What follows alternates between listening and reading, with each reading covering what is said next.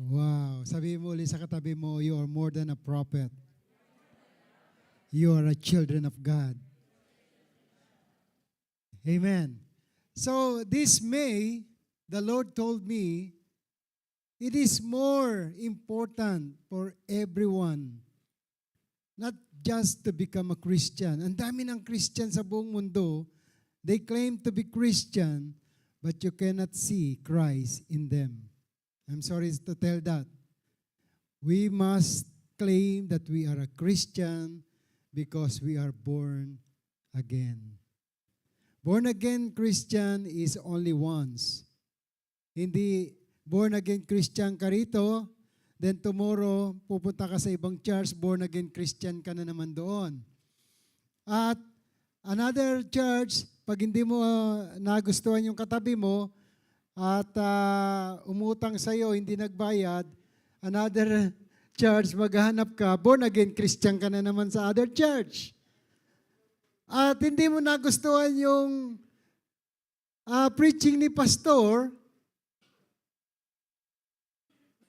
nagalit ka, umalis ka, born again ka na naman sa another church. Ano nangyari sa iyo?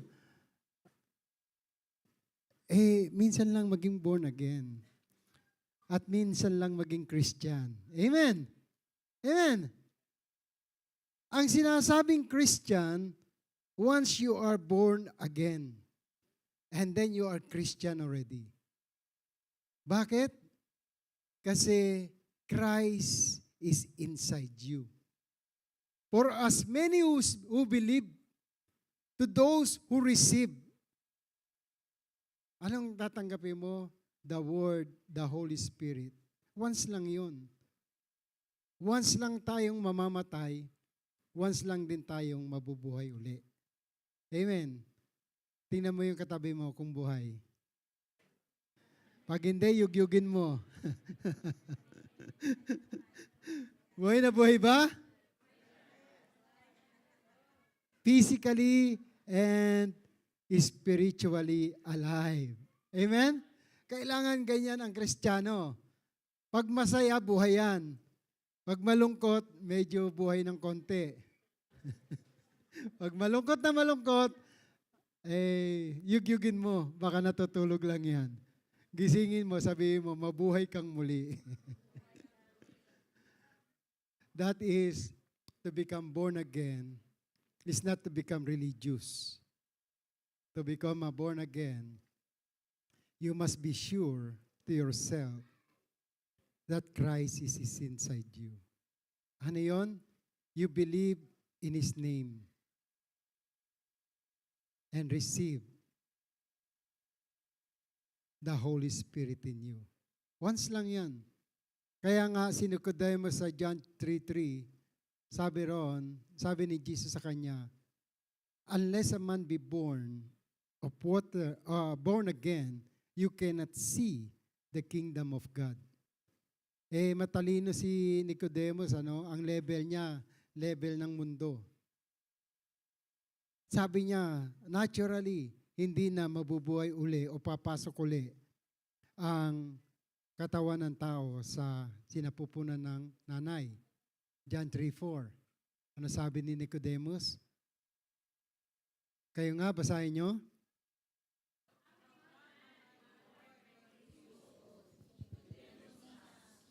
Surely he cannot enter a second time into his mother's womb to be born. So, it is very difficult for you to be born again. Ano sabi ni Jesus? Truly, truly. Verse 5. Sige, basahin nyo. Jesus answered, I tell you the truth. No one can enter the kingdom of God unless he is born of water and the Spirit. So, yan ang pagiging born again. It must be in water, in repentance, in the Spirit. It is in the Word of God. So, it is not by religion. Sabi mo sa katabi mo, hindi religion. Relasyon sa Diyos. Amen? At kapag may relationship ka sa Lord, then kamag-anak mo na si Jesus. Amen. Because the name will be revealed to you. That name is above every name. The name you have right now is no longer yung apelyido mo. Hindi mo na yung pinagmamalaking ako anak ni mayor, ako anak ni governor, ako anak ni pastor. No.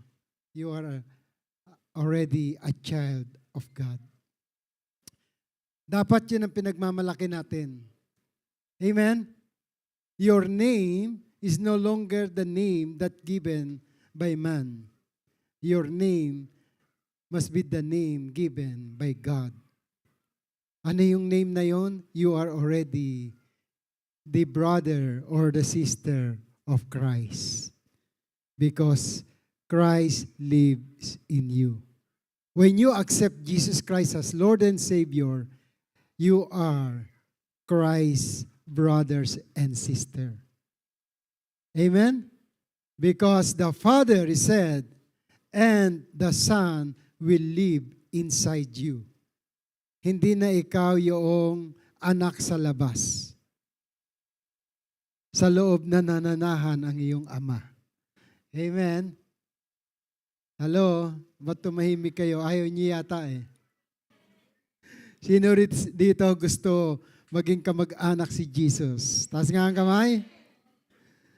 Kasi kapag hindi ka kamag-anak, pupunta ka, halimbawa, sa palasyo rito, pupunta ka doon sa lugar ng hari. Hindi ka naman nakasulat yung pangalan mo, hindi ka invited. No? Wala yung pangalan mo doon sa mga in-invite ng sheikh. Ikakasalang sheikh. Wala yung pangalan mo roon. Wala kang kasama na kilala ang sheikh. Doon ka pa lang sa gate, sisipahin ka na ng gwardya. Sino ka? I do not know you. Kailangan kilala tayo ng hari na pinaglilingkuran natin. Amen? Dito pa lamang sa lupa. Kaya yung sabi ni Jesus Christ na prayer, let thy kingdom come here on earth as it is in heaven. Kailangan kilala ka. Ang pangalan mo ay nakasulat sa libro ng buhay at yun ang basihan ng graduation. Amen. Are you ready for the graduation? Lahat ng ready? Pumalakpak nga ng malakas.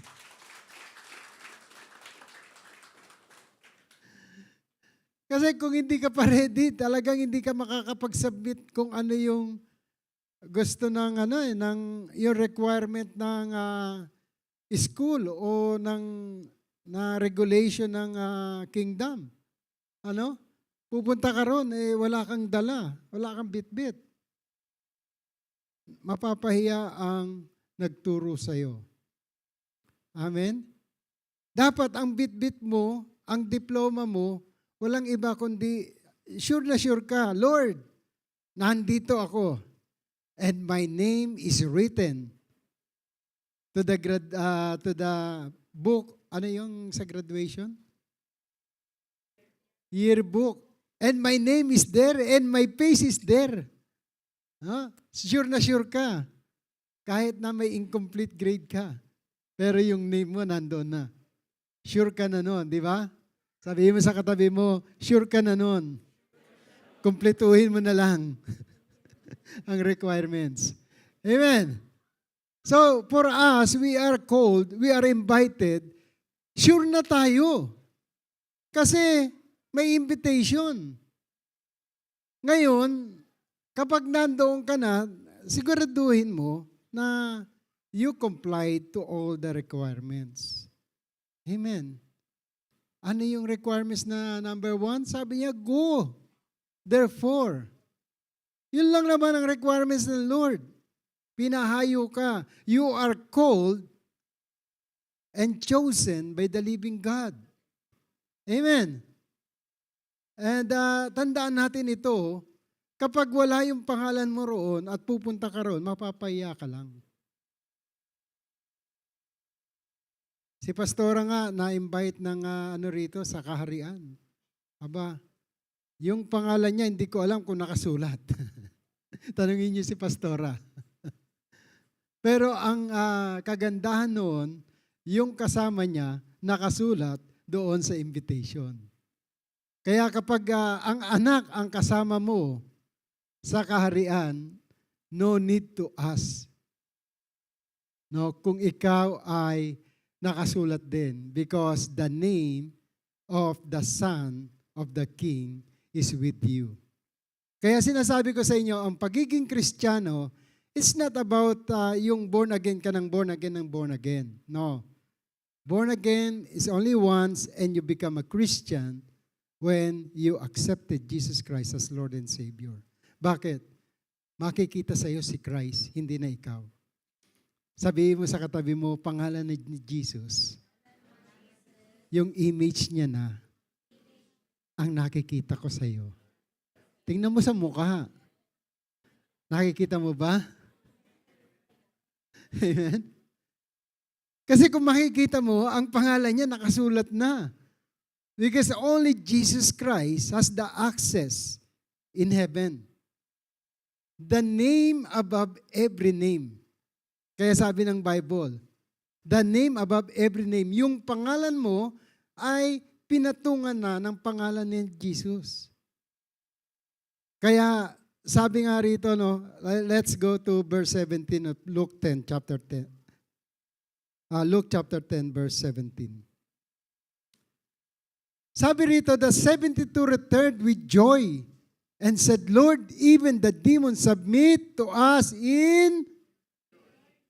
Sa pangalan ba ni Pastor Don? Sa pangalan ni Bishop Ted? Sa pangalan nino? Only the name of Jesus will submit the evil spirit through you. Amen. Hindi sa pangalan ng tao, sa pangalan ng anak ng Diyos. Kaya nga si Jesus Christ, He walked in accordance to the purpose of God. Verse 18, sabi rito, basahin nyo nga.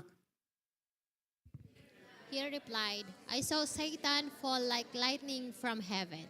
He fall in heaven. And then, verse 19, sabi ni Jesus, I have given you authority to trample on snakes and scorpions and to overcome all the power of the enemy, nothing will harm you. Ano ibig sabihin ng snake and scorpions? This is the enemy here in the desert. Sino rito nakagat na ng scorpion? Nakakita na ba kayo ng scorpion? Ha? Sino rito nakakita na ng scorpion?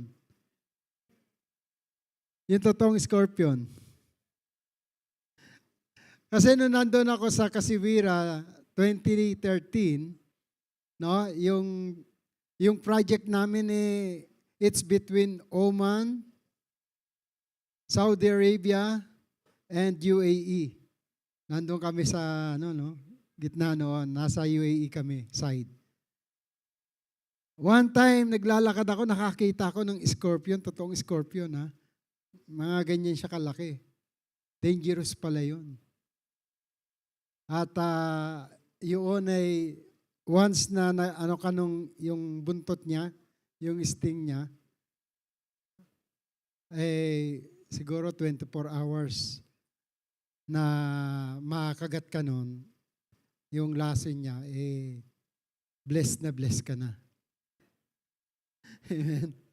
Blessed ka na because of the poison of this scorpion. Kaya nakasulat pala yan, no? To trample down on snakes and scorpion. Ang mga snake dito sa disyerto is very dangerous din. Lalo na rattlesnake. Alam niyo na ba yung rattlesnake? Nagra-rattle yung tao na makita siya. Ay, snake. Hindi, yung rattlesnake is poisonous snake na kapag natuklaw ka, talagang 24 hours lang din.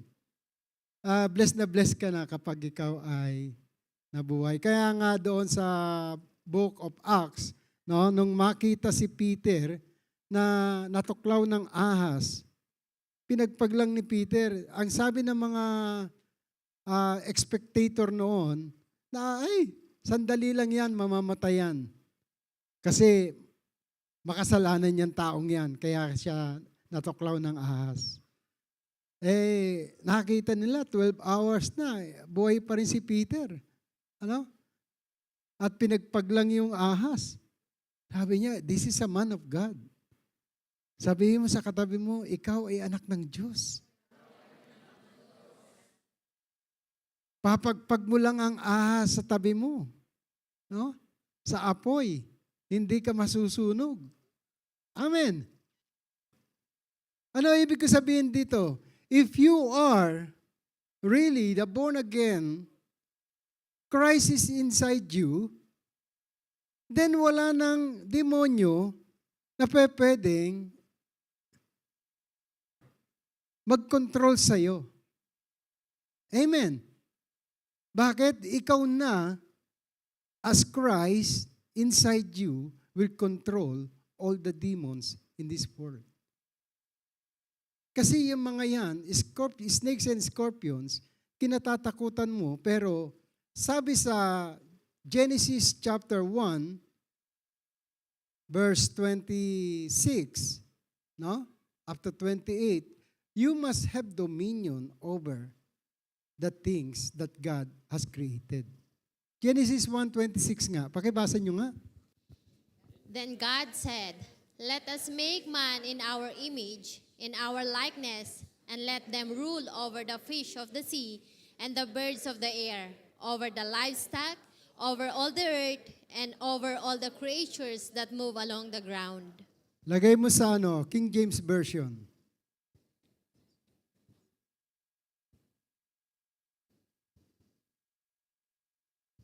Sabi diyan, and God said, let us make man in our image after our likeness.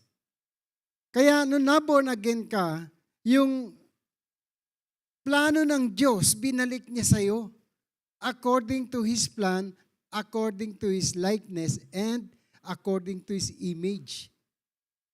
Tingnan mo nga yung katabi mo. Sabi mo, image mo ba sa Lord?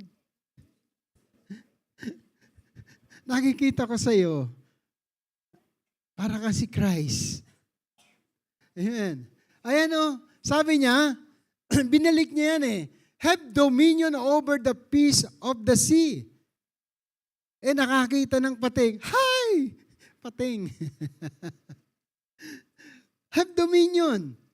Pating, lumayas ka. Kakainin kita pag hindi ka umalis dyan. Gagawin kitang soup. Amen? So have dominion over the fish of the sea and over the fowl of the air. Nakakita ng ibon, natakot. No? Sabihan mo sa ibon, lumayas ka. Kung hindi, gagawin kitang barbecue.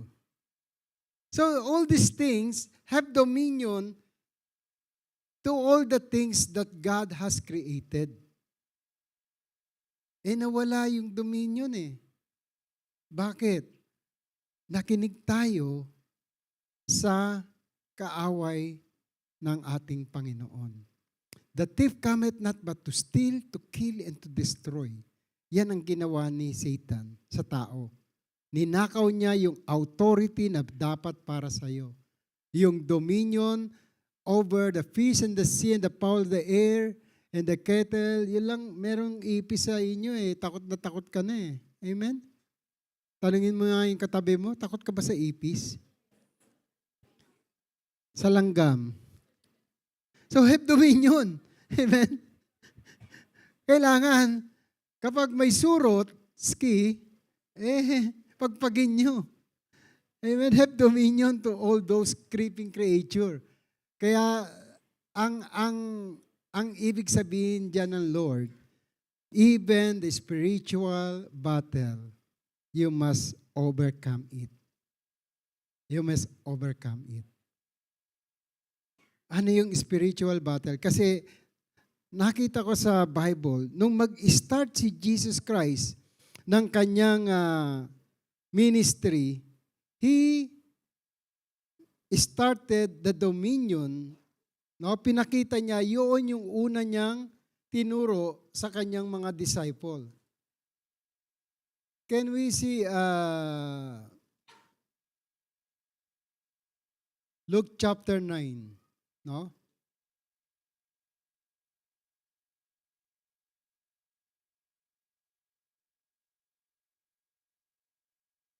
How to have dominion over these things. Ang pinakita niya, Luke chapter 9 verse 23.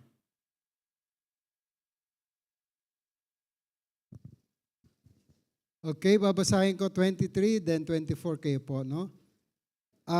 Sabi rito in New English Translation,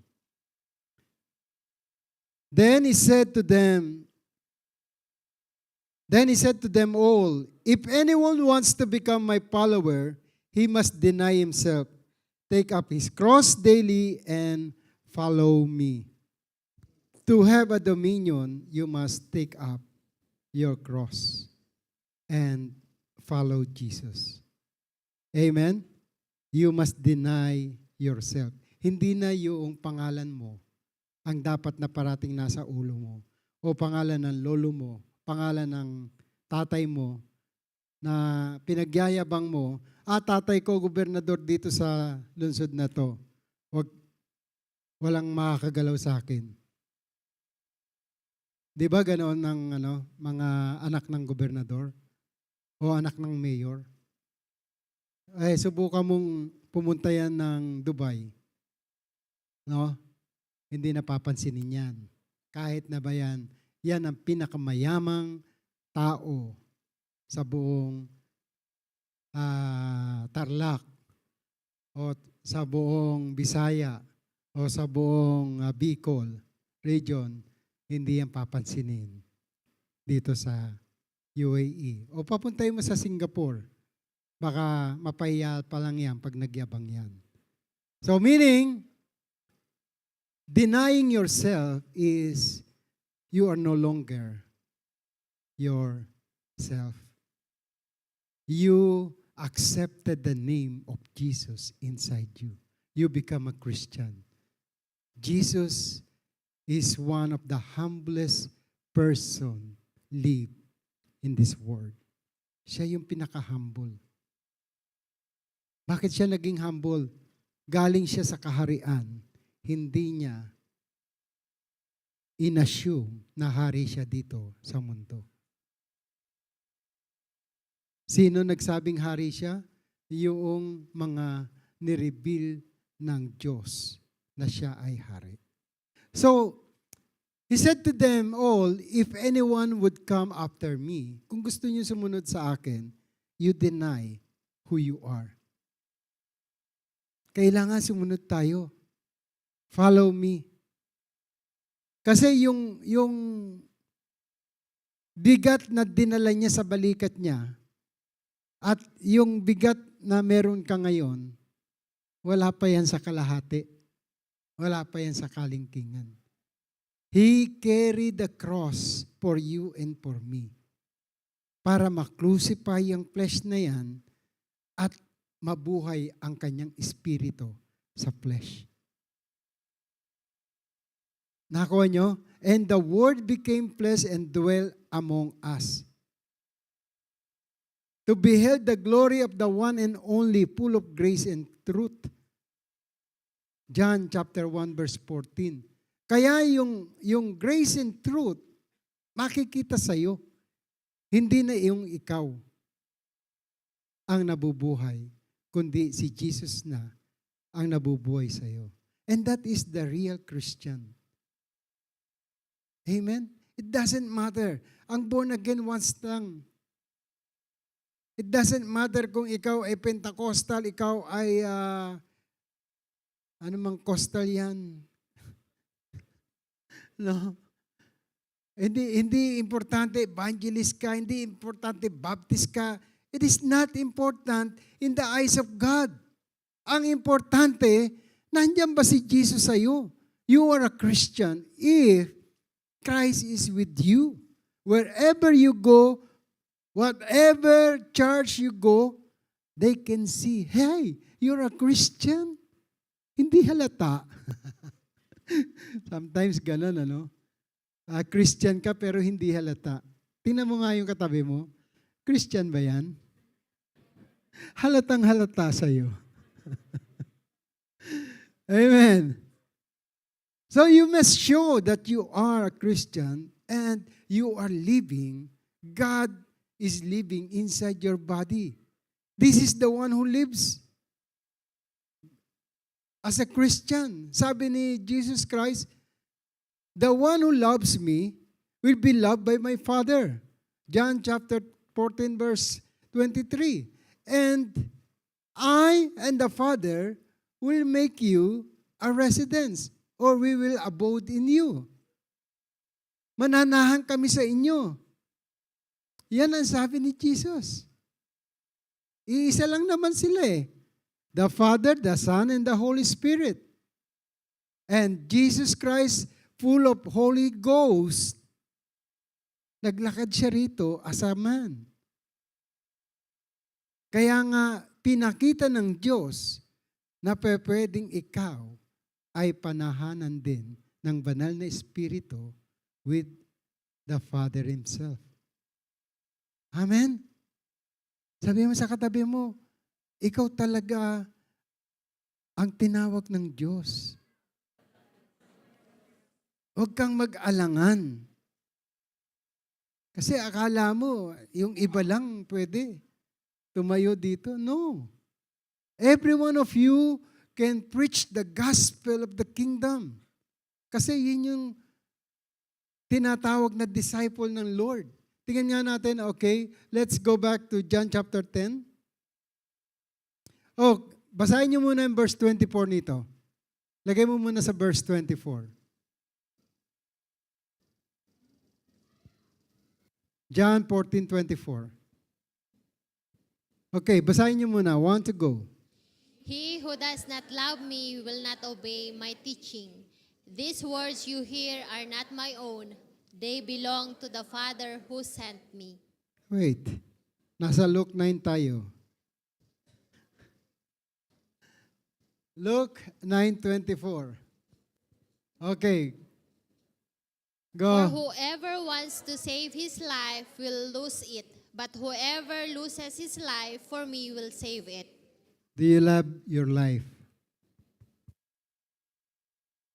Dito sa mundo, kapag mahal na mahal mo ang buhay mo, may hirapan ka na ma-restore ito.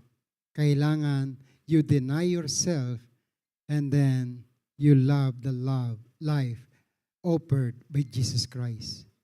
In John 10:10, the thief cometh not but to steal, to kill, and to destroy, but the life He is offering, sabi ni Jesus Christ, but I have come to give you life abundant, more abundant.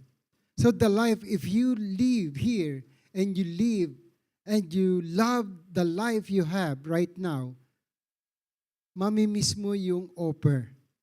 Kailangan tanggapin mo yung life offered by Jesus, and that is full of grace and truth. Amen? Don't think about this worldly life, but focus on the spiritual life offered by God. Kasi lahat mawawala. Kung kayo nakatira sa Ukraine during the time of invasion of Ukraine, biglaan. Yung inipon nyo for how many years? Sandali lang. Mawawala sa inyo. At lahat ng minahal nyo rito sa mundo, iiwanan nyo. Tumakbo lang sila. Yung mga nasa Gaza, for how many years? Tons of dollars ang inoffer doon. Pero a blink of the eye, iniwanan nila lahat. You cannot tell when and where your treasure is if your love is in this world. Sabi mo sa katabi mo, don't love the world. The life in this world is temporary. But the life God is given you is eternal. Mawalan ka ng 1 dirham ngayon, huwag mo nang isipin yun. No? Kasi bukas, meron kang 2 dirham.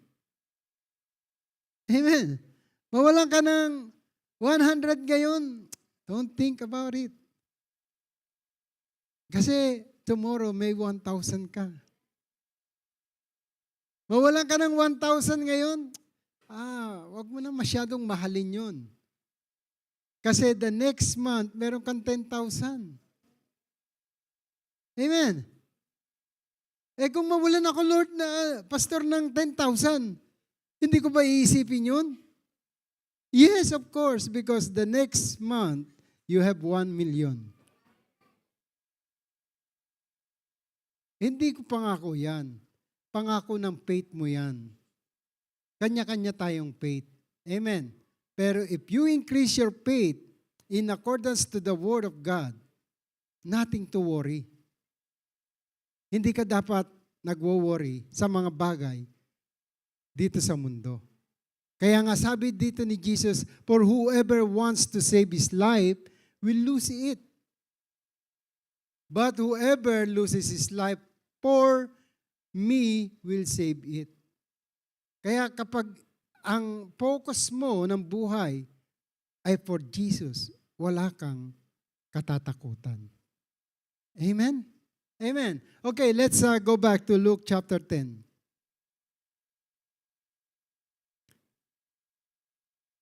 Ang sabi sa Luke chapter 10, nasa verse 18.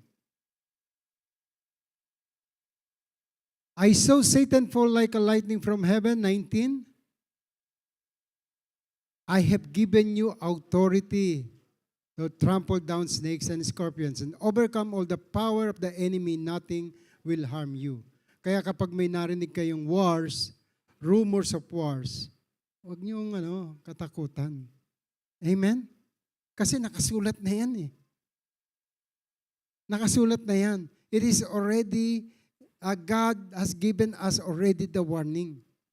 And that written warning, kapag ikaw alam mo na may relasyon ka sa Diyos, Jesus Christ is your brother. It's inside, no? Living inside you. Your name was written, then nothing for you to worry about. Kasi nandiyan na yan eh.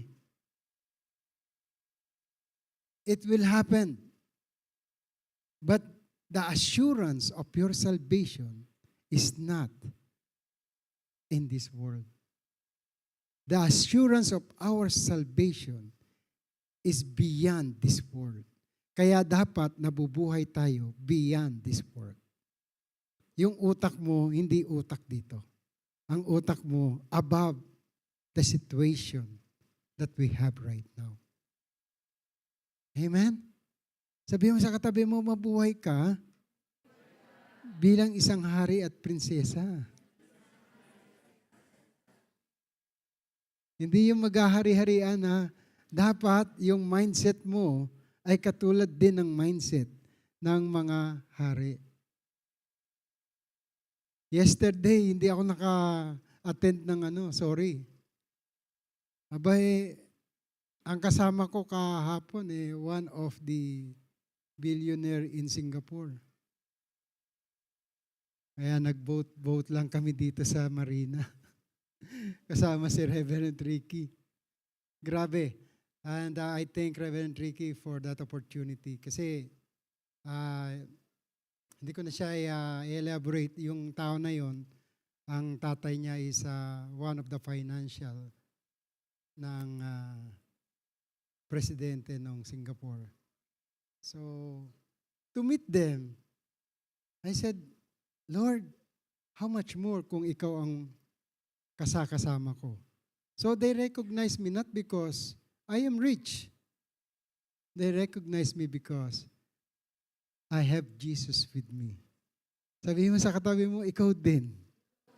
Nare-recognize ko Si Jesus nasa iyo. Amen? It is more important the name of Jesus rather than your name.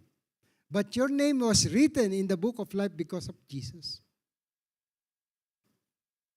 Isang pangalan lang titingnan ng Diyos. Oh, Christian, come. Jesus, come. Wala nang Mary, Mary. Merry Christmas na lang. And Happy New Year. Ano? Wala nang Joseph, Joseph. Ha? Luluhod ka pa. Magsasabi ka pa ng 100 ama namin at Ave Maria. Wala bang mangyayari? No, let us have the facts that we are born not of natural descent, nor of human decision or husband's will, but of God. John 1:13. Kailangan nandiyan yung sa mind natin, nasa puso natin, na tayo pinanganak dito sa mundo, born again, we become Christian because Christ inside us. If Christ is inside you, who can be against you? Amen? Kahit anong religion, makipagtalo sila sa iyo, ikaw tumahimik lang, they will recognize you as you are with Christ. Sasabihin yan, kasama niya si Kristo araw-araw. Why? Because the word of Jesus is inside you. And your mouth will speak not about yourself, but about Jesus. For the abundance of your heart, your mouth will speak. That's why Jesus said, I have given you the authority to trample down snakes and scorpions, because the one you're going to do is to speak of the word of God to the devil. Ganyan lang ang ginawa ni Jesus eh. When the disciple was in testing, now tinest ni Jesus Christ kung natututo mga disciple niya. Dinala niya sa dagat, no? Or sa ilog. At bigla na lang nagkaroon ng squall o malakas na alon. Tinulugan ni Jesus. Alam niyo naman, pag si Jesus nagpahinga, konti lang eh. Natulog, dinistorbo pa. Kinatok pa nila Peter. Sabi niya, gusto mo bang mamatay kami? Sabi ni Jesus, you of little faith. Inutusan niya yung hangin at yung ulan. Tumahimik ka. So, hindi na nagkaroon uli ng storm ang Dubai na ganoong kalakas. Pinaano lang, no? Inutusan lang ng Lord. Kasi during the storm, nagpanik ang mga anak ng Diyos. At ang pinag-usapan ay ang ginawa ng devil. Sabi mo sa katabi mo, beginning today, ang pag-uusapan natin, ang gagawin ng Diyos. Amen. Hindi ka matatakot. Kasi alam mo, may gagawin ng Diyos. You expect something. Rather than pag pinag-usapan nyo yung nangyari, baka mangyari uli. So pag-usapan nyo, walang mangyayaring ganun uli. At hindi na yun mangyayari. Because God is with you. Amen? Kung ginawa yan ng tao, natakot na rin sila. Amen? So, we have to believe in our faith. God is with us. No? God is with us. Sabihin mo sa katabi mo, Emmanuel, meaning God with us. When you receive Jesus Christ, the Word that became flesh, the same ni Maria. She is virgin. When she received the word from the angel, let it be according to thy word. And then si Maria, na virgin, na buntes. And that word became flesh at ipinanganak. For 9 months, after ng suffering niya, mahirap ba magbuntis? Hindi pa ako nakaka-experience eh. Virgin pa. Mahirap ba magbuntis? Sino rito ang mga nagbuntis na? Mahirap ba? After 9 months, ano naramdaman nyo? Masaya, di ba? Andun yung joy. Lord, iniluwa ko na. Thank you. Pero during that time, yung paghihirap, sino rito ang kinurse ang kanyang asawa? O yung sa pagle-labor. So the thing is, lahat ng paghihirap natin ngayon, may panahon yan. Pero once it was revealed, magiging joyful ka na. Kaya tatayo ka rito, Lord, salamat po kasi natanggap ko na yung 2 milyong pinangako mo sa akin. Papartihan ko si pastor dito tsaka si pastor. So, may joy, di ba? Kapag yan ang hindi lang kayo masaya, pati ang pastor nyo. Kung susundin nyo yung sinasabi ng Bible. Amen. Hindi lang kasi magiging masaya ang lahat. Amen. Sa testimony ng isa. And that is what Jesus wants you to have. Papanig ka rito, may testimony kang dala. Lord, even the demons submit in your name. Not in my name, in your name. Kaya sabi niya, huwag kang magalak. Verse 20 nga ng ating Luke chapter 20. Okay, basahin niyo. Want to go?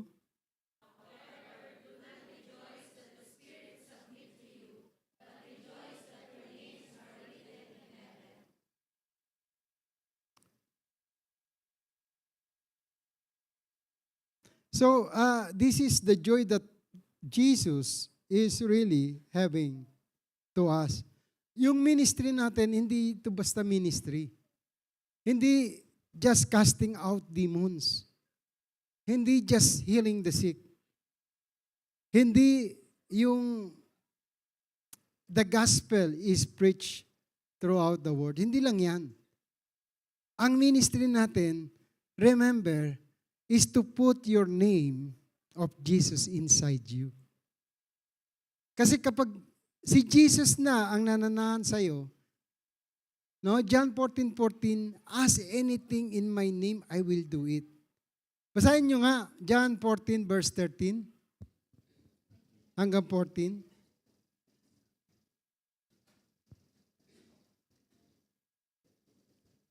And I will do whatever you ask in my name, so that the Son may bring glory to the Father. So, mag-glorify ang Father kapag ginawa natin ang pinagagawa ng ating Panginoon. Ang sabi rin, I will do whatever you ask in my name. Sa pangalan ni Jesus, lahat ng hihilingin mo, gagawin niya. Verse 14, sige nga, basahin nyo. You may ask me for anything in my name, and I will do it. Kaya sinasabi niya, do not rejoice.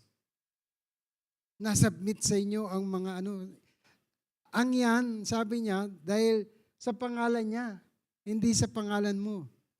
Kaya hindi dapat lumalaki ang ulo ng mga tao na nakakapagpalayas ng demonyo. Amen? Sabi mo sa katabi mo, huwag lalaki ulo mo. Baka mawala yung helmet ng salvation. Hindi magkasya. Because you cast out demons because of your name. Because of the name of Jesus, nag-rejoice sila. Lord, even the demons submit, or even the evil spirits submit into thy name. Amen. Being that, naging humble sila, naging submissive sila kay Jesus. Kaya naman si Jesus tuwan-tuwa, natuto rin kayo, tagal ko kayong inalagaan. Natuto na rin kayo, sabi ni Jesus Christ. I saw Satan fall in heaven. Nakita niya bagsak si Satan. Yung mga disciple niya, approved. Nakapasa. Amen. Tingnan mo nga yung katabi mo, pasado ka na ba? Under examination ka pa rin. Amen. Sabihin mo, pasado na ako. 75%. Kailangan 100%. Be perfect for the Father is perfect. Be holy for your Father is holy. It is not a request. It is a command of Jesus Christ. Paano magiging holy? Kailangan lang sundin natin kung ano yung pinagagawa sa atin. Holiness na yun. Diba? If you love me, you will obey my commandment. Then, the Father and I will make you a resident. Therefore, if Jesus Christ is inside you, you are already holy. You don't need to struggle to become holy. Holiness is not in you. Holiness is in the name of Jesus Christ. Kaya yung name mo, nakasulat na kasi naka-apelyido na sa'yo yung Christ. Amen. Hindi lang yung Jesus, yung Christ. Christ inside you. Emmanuel. Whatever name you put in yourself, if Christ is inside you, nothing will harm you. Kaya sabi diyan sa John 14:14, you may ask me for anything in my name. Hindi sa pangalan mo. Kaya kung minamahal mo ang pangalan mo, at yan ang bibigay mo sa iyong mga anak, that's good. May reputation because of Jesus Christ. Not because of you. Amen. Kaya, pag tinuturuan mo ang mga anak mo, ang mga bata, for the future, for the next generation, na hindi sa pangalan mo, sa pangalan ni Jesus, whatever religion or whatever na apelyido meron kayo, in the next generation, they will be recognized. Jesus Christ is with them. Kaya yung mga ninuno natin, no, yung mga ancestors natin, ang binigay sa atin yung mga apelyido. Then kaya kapag umaangat yung mga tao, kilala sa bayan yan sa apelyido. Apelyido pa lang, kilala ko yan. Kasi yan yung mamamatay tao sa amin. Si Tiagong Akyat, si Nardong Putik. Nabutan niyo ba yan? O legend na sa inyo? Bago lang sa akin yun eh. Bago ko naisip uli. So, remember, it is not yung apelyido ng mga kamag-anak natin o yung apelyido na meron dala-dala ka. No? Huwag kang maging proud dyan. Maging proud ka na kapag ikaw ay Christian. Kasi hindi yung kayamanan tito mo o ng kapatid mo ang mag-recognize sa iyo. Yung kayamanan ng Father natin sa langit, yun ay hindi mawawala kailanman. Amen. Sabihin mo sa katabi mo, do not be proud of yourself, but be proud of Jesus. Tingnan natin itong Matthew 7. Sabi rito, no? In verse 15, watch out for false prophets who come to you in sheep clothing, but inwardly are voracious wolves. Kaya nga, verse 16.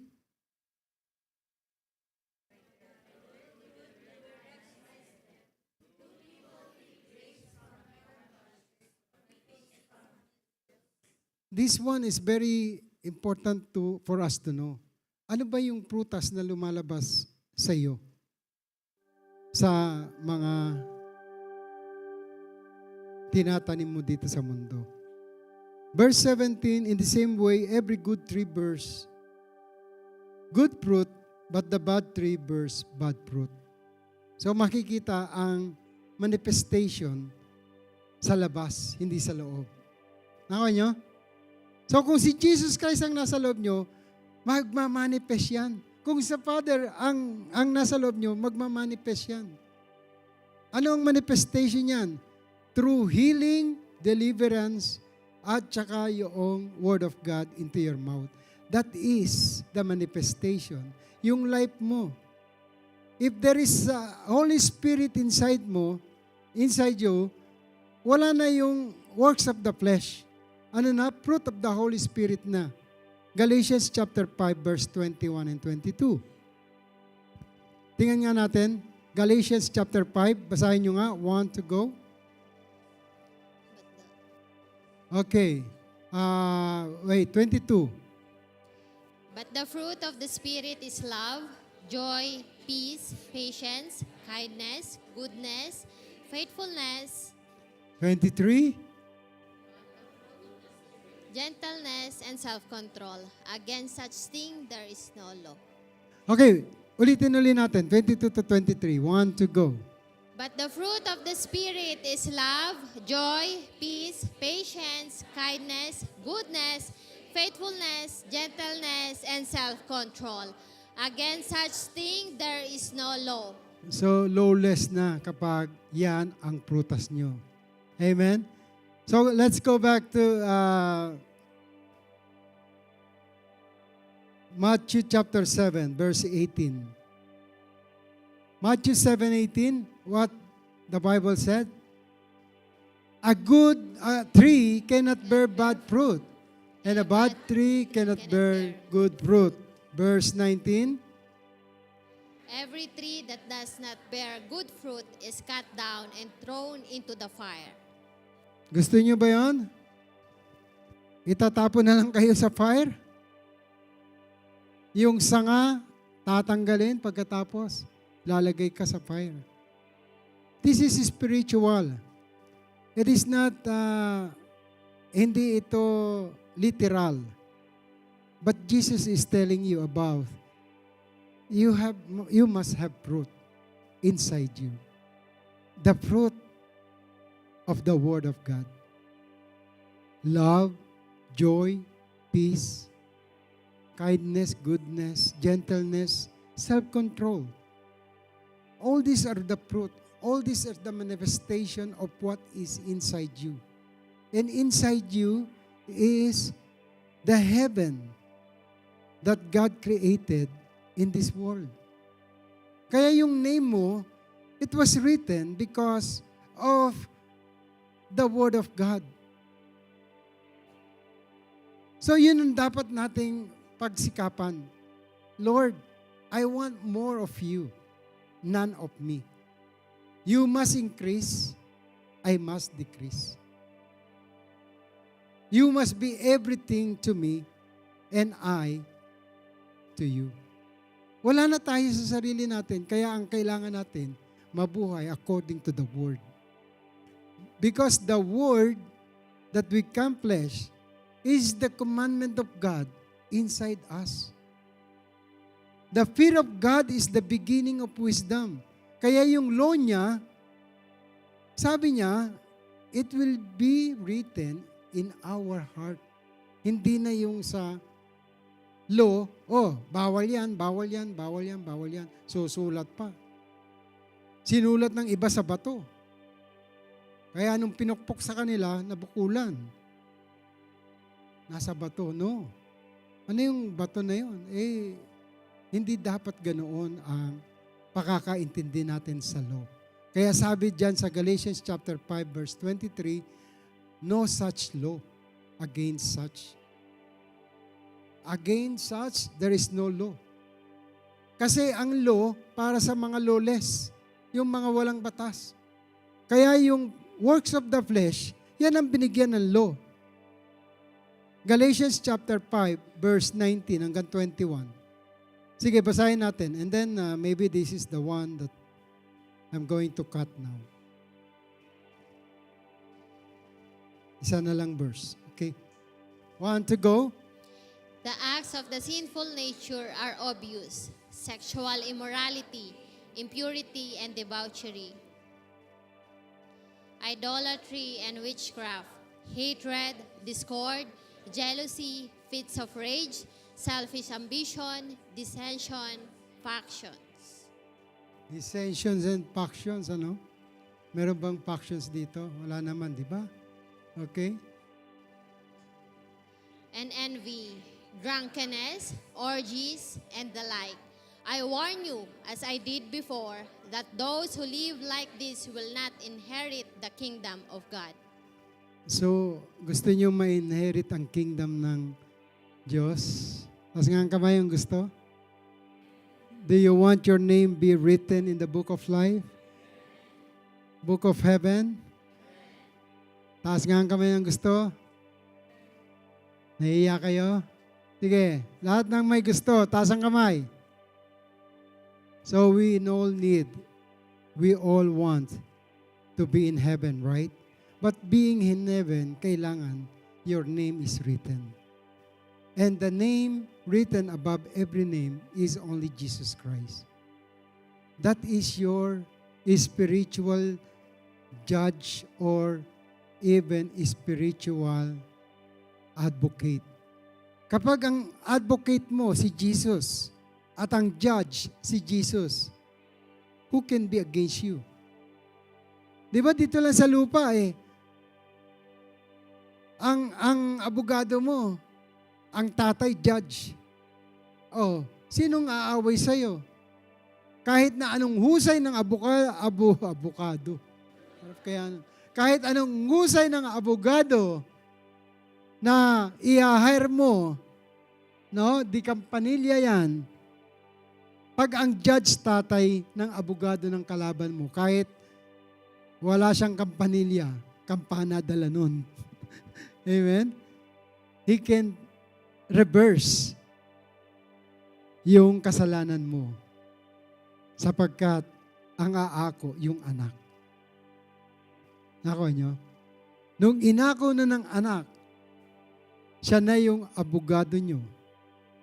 Ang judge, siya rin ang mag-judge. Anong kaso meron ka sa harap ng Panginoon? Yun ang dapat nating tandaan. All have sinned has gone through Jesus Christ. He is a gift. Kaya lang, yung iba, hindi nire-recognize yung gift. That is a gift of God. 1 Corinthians chapter 6, verse 23. The wages of sin is death, but the gift of God is eternal life through Christ Jesus, who loves us. Sige nga, 1 Corinthians chapter 6, verse 23.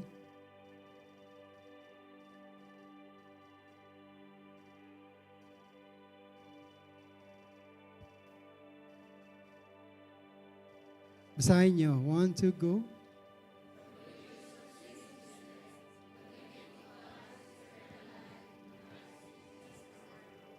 Kaya sabi ni Jesus, huwag niyong mahalin ang life dito sa mundo.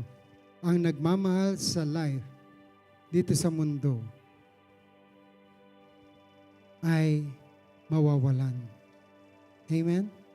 Pero yung life na binibigay sa atin ng Lord is eternal.